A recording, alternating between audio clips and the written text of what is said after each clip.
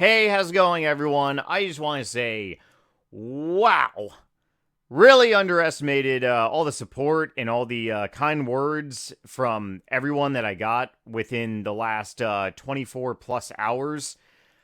I've actually been having a very rough today, and also had a very rough, very late last night.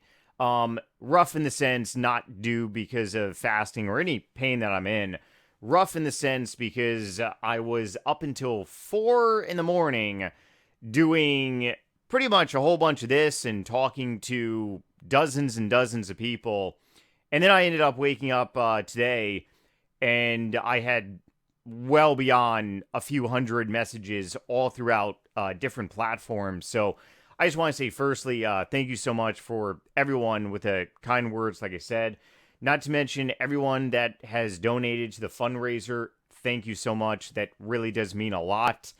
Today's video is relatively later, and that's just because I actually had some terrible eye strains. I pretty much just woke up from a nap, so did way too much responding in the last 24 hours, and really underestimated the amount of messages that I would actually get. But just thank you so much once again. Today's going to be day one. Tomorrow's video is going to be posted a lot earlier, so don't worry. And please stay tuned for those videos, especially for following along. Like I said, for the next 5 days, this content is going to be focused towards the 1%, not towards the 99%. And for 99% of you watching out there, I mean, thank you for watching. Thank you for following along. Thank you for donating to the fund. It really does tremendously mean a lot. But everything that we're really going to be covering and talking about here in the next 5 days is primarily focused for that 1%. And on that note, very quickly, a couple years ago, I ended up in the ER because I thought I was having appendicitis. And it turned out to actually be a very bad groin sprain, believe it or not. But it was radiating to where your appendix pretty much is. And I mean, it's a textbook definition. I was looking up Google. I was on the phone with some family members that have had appendix issues before. And I'm like, going to the hospital is the least favorite thing to do for me. And I absolutely despise doing it. But I ended up in the hospital and I was laying on a stretcher after all my blood work was taken and everything came back, normal. And I had a doctor doing a ultrasound on me, and she said, "Hey, your appendix is good. You're not running a fever or anything. Honestly, it could just be a severe bad muscle strain," which it was. And she noticed that I had a whole bunch of cysts everywhere. So pretty much from that day, I became like the 1%. And what I mean by spreading awareness, because I was live streaming last night for a good amount of time, and I'm also going to be live streaming tonight as well, deep into the night, because I'm just really revved up, and, well, I might as well live stream and spread awareness on Twitch TV. But from that instance, moving forward in my life, I pretty much found myself in the 1%. So even though 99% of you watching may not be in the same situation, in a blink of an eye, someday, you could very well find yourself being in that 1%. And this is all about spreading awareness, spreading the awareness for polycystic kidney disease, that there is potentially a dietary intervention. For me personally, this dietary lifestyle is working, and I mean, I'm very blessed and grateful to God that it is. But that's pretty much the mission and the purpose for the next 5 days, is just to spread a lot of love, spread a lot of awareness, in case anyone of you watching ever falls into that category. And honestly, if I were to gamble here, I would say, unfortunately, that out of the 99% of you all watching, there is potentially a really good chance that maybe you have something unnoticed, and you go in for a ultrasound, you go in for an MRI one day, and it's unrelated, and then your entire life pretty much like changes and stuff. But I'll be talking more about that primarily tomorrow. This video is going to be more so kind of like a introduction video in a way.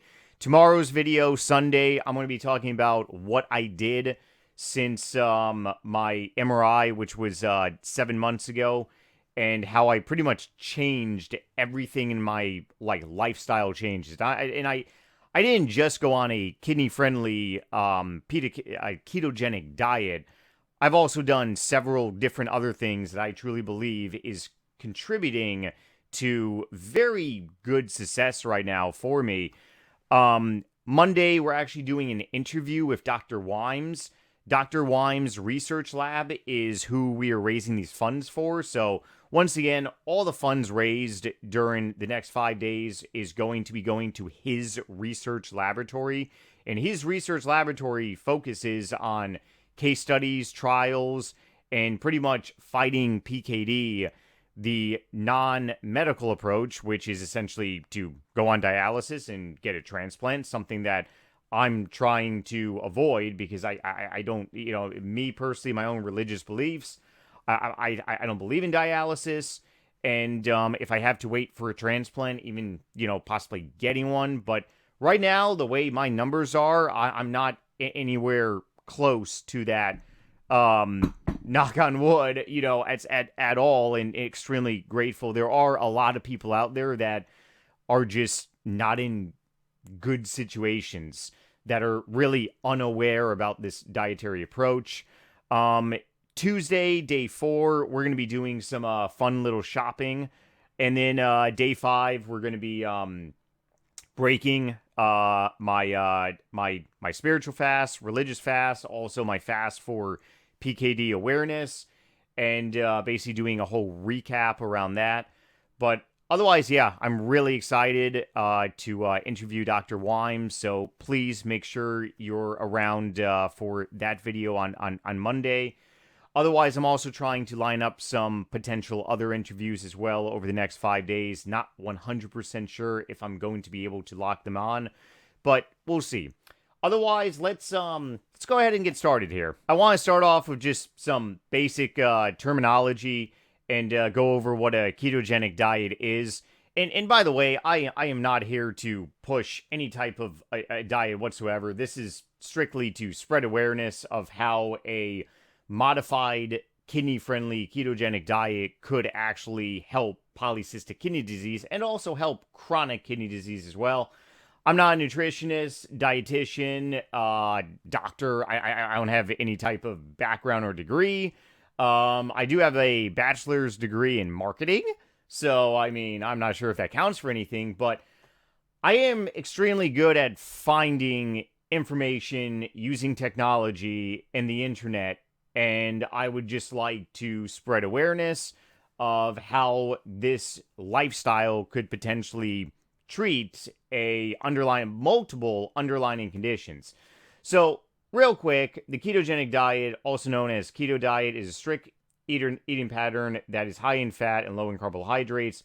The diet goal is to force the body to break down fat for energy, a process called ketosis. Now, when it says fat, you got to be aware of what type of fat. You got to be consuming the healthy type of fats, not the wrong type of fats, saturated fats. But you see, this is where, if you just look up on how to do the keto diet, especially if you have PKD, you got to be mindful that almonds is a really, really big no-no, and we're going to be getting to that, especially later on in this series.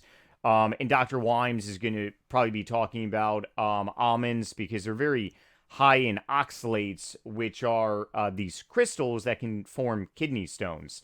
If you saw yesterday's video, and there's going to be a playlist down below, please check that out. But people with polycystic kidney disease could very well potentially die if we actually do get a kidney stone, believe it or not. It's extremely deadly.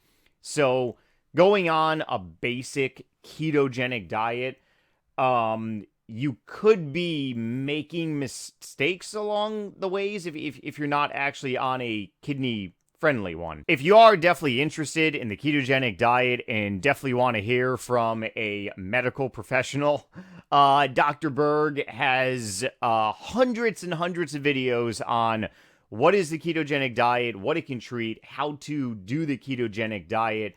And this video is going to be linked down below. The only thing I ask is that if you do end up watching some of his videos, please leave a comment saying NightmareRH sent you. Yes, please spell my name correctly. Don't jobble it up.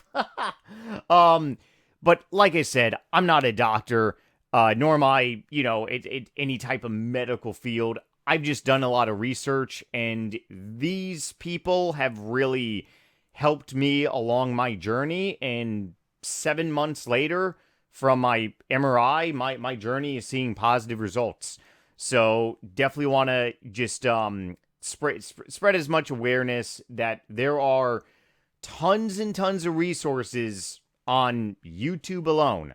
Just, you gotta be very much aware that, especially if you do have polycystic kidney disease, some of these items are going to be a really, really big no-no for you to consume. Another great must resource that anyone with PKD should really check out is Santa Barbara Nutrient YouTube channel. That's also who we are doing the fundraiser for. This is Dr. Wimes's laboratory, and they have wonderful videos on here, especially this video. This link is going to be down below as well. Especially all the videos are very, very resourceful when it comes to treating polycystic kidney disease and also chronic kidney disease as well.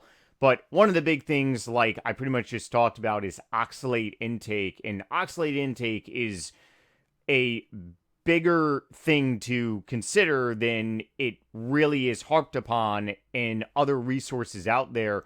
And Dr. Wimes's lab does a lot of really good breaking down, especially what oxalates do and how damaging they can actually be to your kidneys. But oxalate intake is definitely something you got to watch for.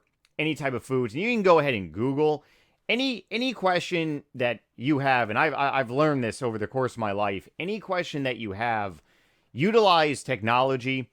Just type into Google exactly what you want to ask. You can type into Google what foods are high in oxalates, what foods are low in oxalates, and the AI nowadays should answer you and not try to take over more of the world. But then again, I mean, I'm pretty sure Google already has, because chances are you probably found a whole bunch of information regarding PKD on Google. But yes, reduce oxalate intake. Another one very big is limit sugar intake. We're going to be talking a lot tomorrow about sugar intake, because I was consuming way too much sugar, and that's one of the contributing factors of why my kidneys were probably most likely expanding, because I really went on this high sugar, high carbohydrate with no exercise for the first time in my adult life. And it was very lucky that I ended up catching it when I did. But limit sugar, very big. Drink more water, especially. Drinking more water especially will help battle against potential kidney stones as well. Like I said, if you are in a situation where you do have PKD, or if you have a family history especially, I would definitely, I don't want to say grab a beer, but I would probably grab, like, let's say an avocado, and just, plop yourself down and watch a lot of these videos for self-education. Quite a bit of you all actually asked about what the benefits of doing a prolonged fast is, whether that's 36 hours, 48, 72, 96, anything, even if you go all the way to 120. This is a great video because it basically breaks it down. But once again, doing prolonged fasting is not for everyone, and you always have to consult your medical team before you do any of this stuff. I definitely have. I've done quite a few of them very recently, and I've also been doing intermittent fasting ever since August. So even if you are not able to do a prolonged fast just because of schedule or medical reasons, it's definitely a question to ask your healthcare team saying, hey, maybe prolonged fasting is something I can't do. Well, what about maybe doing 16 hours a day of fasting, 8 hours a day of eating, or maybe even, lower, whether that's really about like 15, 14. Some people go more. Some people do 17, 18. But the whole point is really giving your body a break from eating. And that's one of the things that I did not do for many years. And I'd be snacking all the way up until I went to sleep. And then I wake up in the middle of the night, snack a little bit more, and then wake up and have bread. So my body was constantly taking in food. And for polycystic kidney disease, that's very detrimental. But one of the biggest things on here is it really decreases inflammation. And we're definitely going to be talking more, especially in tomorrow's video, along with pretty much every day, about how beneficial anything that is anti-inflammatory can be to really get the kidney out of a inflamed state and more into a anti-inflammatory state. But like I said, this video is a very resourceful one, and all this stuff is going to be in the description below. So now we're going to be moving into the fun stuff and talking about how I'm going to be breaking my fast, because quite a bit of you all were asking that question too. Well, some of you guessed it, and yes, we're going to Taco Bell, then we're going to McDonald's, then we're going to Dunkin' Donuts, then we're going to Subway, and we're just going to keep binge eating. And I mean, hey, I'm going 4.5 days without eating food. I gotta have some donuts, I gotta have some cheeseburgers, McDonald's, I gotta have a whole bunch of stuff, right? You don't gotta be a doctor to know that is not good. And that is actually very potentially dangerous as well. If I did go to Taco Bell and get a Crunchwrap Supreme, one of my old favorite things to do at that establishment, I would probably most likely be running to the bathroom in less than, I want to say, 120, actually no, probably less than 60 seconds. And I would be on the toilet, screaming, crying, probably dialing 911, begging for help. It's actually very serious on how you break a fast, and believe it or not, it's very dangerous. People have actually died breaking prolonged fasting. Obviously, much longer. The longer you fast, the more dangerous it actually becomes. And this is the reason why I'm really saying, if you ever do want to try something like this, there's really a couple things to take into consideration. Firstly, I have been on a straight ketogenic diet for 4 months with no cheat meals. I'll talk more about that tomorrow, but yes, that's right. I have not had a cheat meal in 4 months. So when you are on a ketogenic diet for that long period of time, your body is very used to fasting and also using ketones, which is basically a new fuel source rather than your glucose. And it becomes a lot easier, especially if you've done fasting before. Even if you do, 16 hours out of the day, fasting for 24, 36 hours is a lot easier. Obviously, if you're eating a lot of carbohydrates, breads, pasta, and sugars, and you're not on a keto diet and you want to do a prolonged fast, it's going to be very harder for you to resist the cravings. Right now, I am, how many hours? Let's see.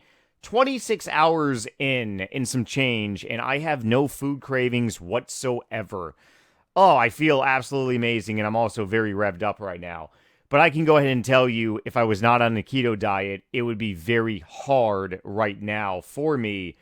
And coming off a prolonged fast, you want to stick to, well, let's actually just... So there's multiple different methods out there on how to break a fast. You really got to know thy body. You got to know thyself. I've talked to many people. some people, they're okay breaking their 72-hour fast, believe it or not, with like a lean piece of protein, a hard-boiled egg. I've actually broken a 36-hour fast with a hard-boiled egg, and I ended up in the bathroom. So for me, I have found that this method by Dr. Mindy has actually worked, and just it makes me not run to the bathroom at all, and basically not have a good time. But her method is pretty straight. Bone broth you're going to be using to break your fast. Kettle fire chicken broth is what I'm using. They also have as well as vegetable broth, which I have not tried at all, but I am actually curious. But yes, broth is phenomenal, and it really is a must for a lot of people. Her second step, part of the 4-step process that it works for me, is a probiotic. Any type of probiotic out there, sauerkraut is absolutely amazing. And then after that, pretty much steamed vegetable. I'm just going to be steaming some cauliflower, mashing it up into like cauliflower rice. And then, of course, the last one is protein. Lean protein, so basically pretty much a hard-boiled egg. But you don't pretty much just start, eating right away. That's how people wind up in a lot of dangers, especially when fasting. And Dr. Boz, she's great too. Her video will be down below as well. And this one is focused on how not to break a fast, because a lot of people, they just pretty much start eating when they break a fast because they just, they don't have these great resources out there. You got to go very slow. You got to trust your body. And like I said, it could be very dangerous. You don't just randomly get a 8-ounce cup and then drink this and then automatically go to like sauerkraut and then go to a steamed vegetable. You got to really know your body. For me, I stick to the 90-minute rule. So I basically break my fast with bone broth. 90 minutes later, I move on to something else. 90 minutes later. It's a process. But the longer you fast, the longer it takes for your body to adjust. So if anyone out there has ever done prolonged fasting, you obviously know what I'm talking about. Obviously, if you're fasting for 24 hours, this doesn't really apply to you. And I've done a couple 24 hours, and I've ate completely fine. 36 hours is really what Dr. Boz focus on, because there's a pivotal shift that happens in your gut at 36 hours. And from that point, it pretty much takes over as a longer style fast, and you just really got to go slow. But for me, it's going to be a very slow process because, like I said, there are dangers. And one of the biggest dangers is, of course, redefined carbohydrates. People breaking a prolonged fast, they automatically eat breads, pastas, anything high in carbs. It's very big, and it can also be dangerous as well. You can develop this thing called refeeding syndrome, and believe it or not, people have actually died because of this. Obviously, if you are very malnutrition, so if you have an eating disorder and you're going into a fasting, starvation mode, coming out of it, those people are more susceptible. But for me, the method that I'm going to be using and taking things extremely slow, December 18th, break my fast with bone broth.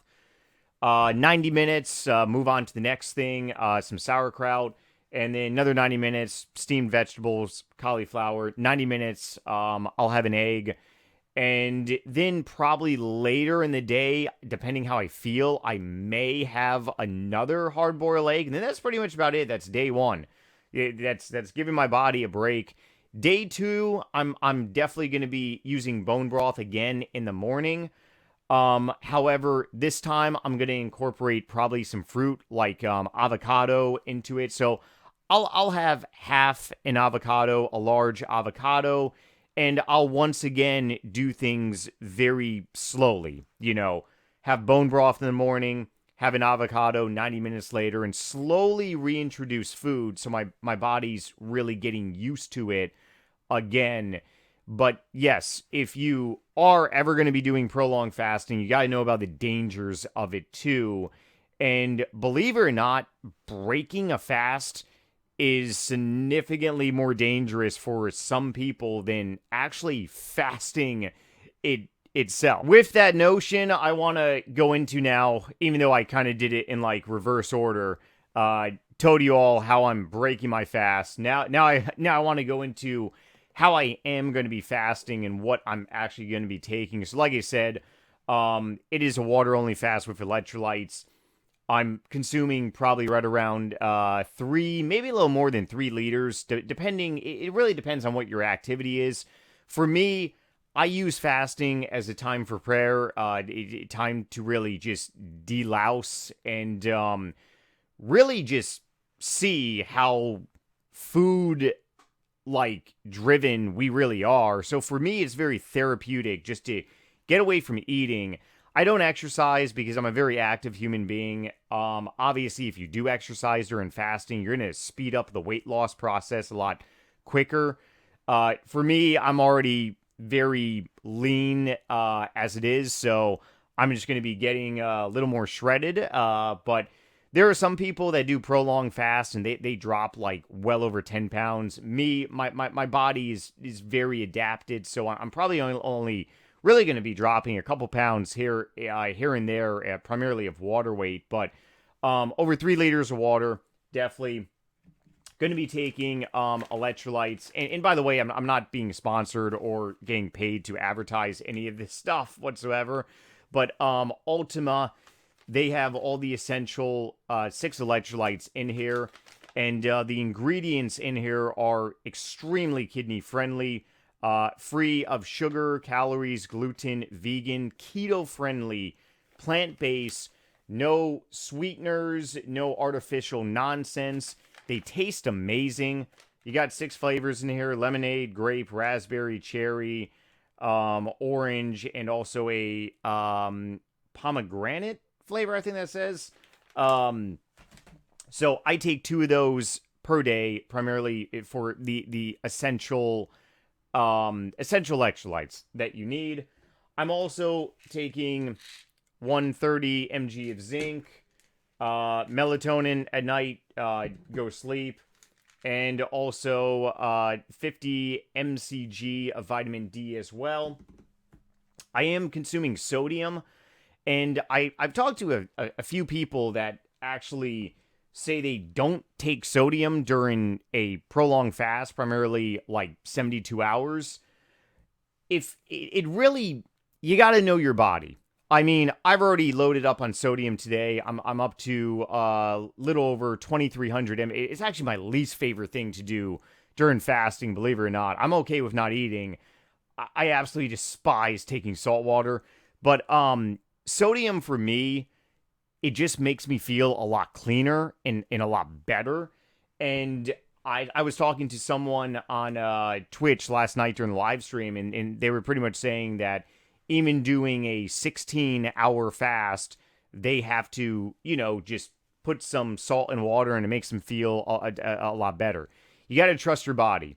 You should be able, if you're, it's okay to experience like a food headache, but it's not okay to be experiencing like a pounding headache. And I actually did experience a pounding headache during a 36-hour fast that I was doing. And believe it or not, I actually took half a teaspoon, so roughly a little under 800 mg of salt, and like that, my pounding headache was pretty bad. So it definitely, for me, definitely salt. But like I said, you got to really experiment if you ever do that. I am monitoring my blood pressure. We'll be checking my vitals. I know a lot of people don't out there. And I will actually be checking my glucose level and also ketone levels as well. And the last thing that I'll be taking during my fast is 2 scoops of Keta Citra to battle polycystic kidney disease. So Keta Citra was designed by Santa Barbara Nutrients, Dr. Wimes' lab, and it has essential supplements that is so much needed to battle PKD. One of the reasons why that I went down this path is because I want to find a alternate medical solution, and more so dietary. And Keta Citra, we're going to be talking a lot more later on through this videos, especially our interview with Dr. Wimes, of how beneficial this is. But all this is primarily made up of key electrolytes. You got potassium, you got magnesium, which is so important. You got calcium, which is extremely important to battle oxalates, those crystals that go ahead and can form kidney stones as well.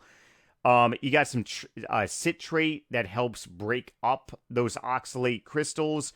Then you also have added BHB, which is just added ketone supplements.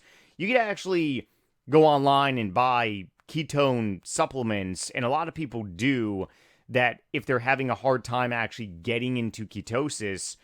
So I've been taking this, especially all throughout the duration of the course that I was in for the last 3 months, and I never really knew how deficient I was in pretty much all these nutrients. It really is a little crazy, but we're going to be talking a lot more about supplements tomorrow, and how pretty much anyone could have a supplement deficiency, not even really know. So this video is really a must-watch for anyone out there with PKD, and it goes into the importance of specifically how the keto diet can treat... This video is really a must-watch for anyone out there with polycystic kidney disease, because it goes into detail on how ketosis, or rather the keto diet, is really helping to treat PKD. And one of the ways that PKD really progresses is by when your body is using glucose as energy. Well, what inhibits glucose as energy if you're consuming sugar and high carbs? If you go on a ketogenic diet and you're taking in small amount of carbs, high fat, high protein, like we used to do in America, not more than a century ago, then you basically see your body running on fat. And that's the whole purpose about the ketogenic diet, is that your body is using fat as energy, and your body isn't using sugar and glucose, carbohydrates, as energy.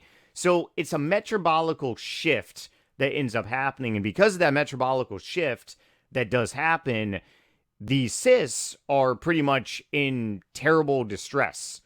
And that is how the keto diet helps treat polycystic kidney disease, is because you turn your body into a fat-burning state where you're not using sugar to get energy.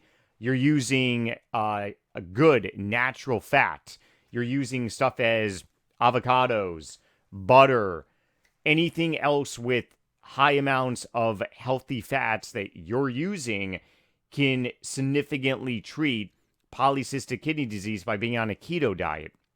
And one of the ways you do this is by measuring your blood sugar level, which I'm going to be doing, and I have been doing for the last 3 months. And you also measure your ketones as well, which it may sound a little nutty out there for anyone watching that, you know, is very just unaware. Yes, I mean, I have taken my blood 2 times a day, sometimes more, for the last like 3 months, pretty much like mimicking a type 1 diabetic in a way. But I got to make sure that my body is constantly in a state of ketosis, where my body is burning fat and not sugar and carbs. Because if my body is burning sugar and carbs, PKD is going to get worse. But if my body is burning fat as energy, which right now I'm fasting for well over 26 hours, I'm not burning sugar or carbs at all, and I really haven't been using sugar or carbs for the last 4 months as a fuel source.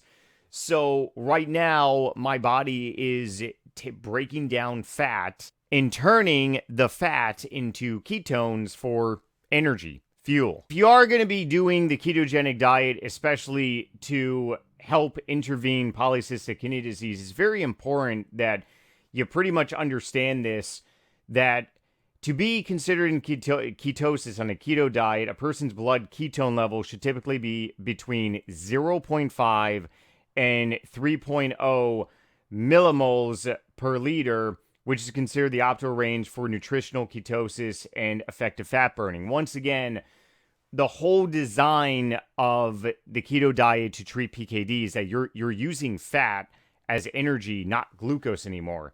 And when this happens, distress is going to happen to the cysts, which is overall going to make your life more optimal and cause a lot less inflammation as well. So that's one of the reasons why I'm doing this, is because I got to make sure that my levels, especially after a fasting period, is always really above 0.5. And during the course that I went through for the last 3 months, the Rise PKD course, that's primarily what you focused on, is learning your body. And for the first time in 36 years, I've actually learned my body. And I actually know how to make my ketone levels go up, make my ketones levels go down. Certain types of meals that I may eat for my last meal before I do 14, 15, 16 hours of fasting for the day can actually decrease my ketones. And I've also learned how to also lower my blood sugar as well. But I'm going to be taking my readings here because we've been fasting now for, almost 27 hours. We got a while to go.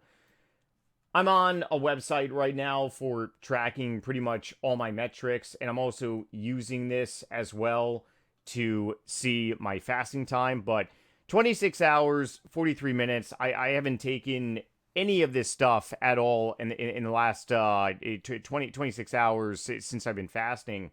So I'm going to quickly take it, and then we're going to see here what reading I actually do get. And I'm kind of curious because I will warn every single person watching, when you go into a prolonged fasting state and you go ahead and take your glucose is going to be dropping very, very low to like scary levels. But as long as your ketones are high, there's a metabolical shift that ends up happening where basically pretty much your body is using all your ketones as fuel and no longer your blood sugar. So I just took my glucose and we got an 81 for my glucose reading. So I'm going to come over here, put in 81, which is definitely not bad. And then I'm going to be taking my ketones reading. My guess is probably it's going to be 2 if I had to guess.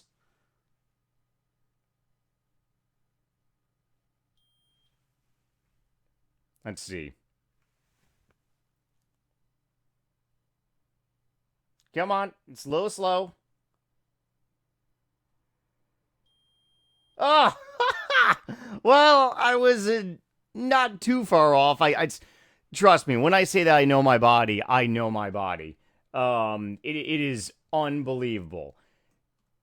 Okay, so we come over here, we input 1.9. My ketones are going to go up like crazy, especially during this fasting. And you all are going to be seeing some very low glucose reading. I'm talking like the type of low glucose reading that would send a person who is not fasting to the hospital. But once again, there is a metabolical shift that does happen when you are fasting for a long period. And what ends up happening is your body just uses these ketones for fuel. And when they use the ketones for fuel, your blood sugar, it goes down. So right now our GKI score is 2.37, which is very good because we pull up the GKI reading and this pretty much tells you what level of ketosis that you are in. And believe it or not, ketosis is used to treat a variety of different things out there. It's actually pretty remarkable of how much stuff it can really treat. We got to move the screen over. Okay, there we go. So, yes, I am in a high therapeutic level of ketosis. For those using keto therapy for the treatment of the disease, such as cancer, it has been actually known that a deep state of ketosis could potentially actually treat some forms of cancers out there. Epilepsy, Alzheimer's disease, Parkinson's, traumatic brain injury, chronic inflammation disease. PKD is all about inflammation. So the fact that you're in a state of just being in a state of ketosis, even if you are in a low level of ketosis, you are still battling PKD. But I can go ahead and tell you that we are definitely going to be at this level definitely during this fast. And if any of you all have ever done prolonged fasting where you have taken your readings before, I'm kind of really curious to see what you all have gotten. At the end of my 48-hour fast, I was actually 0.9. I believe my glucose was in the 60s. My ketones was above 4.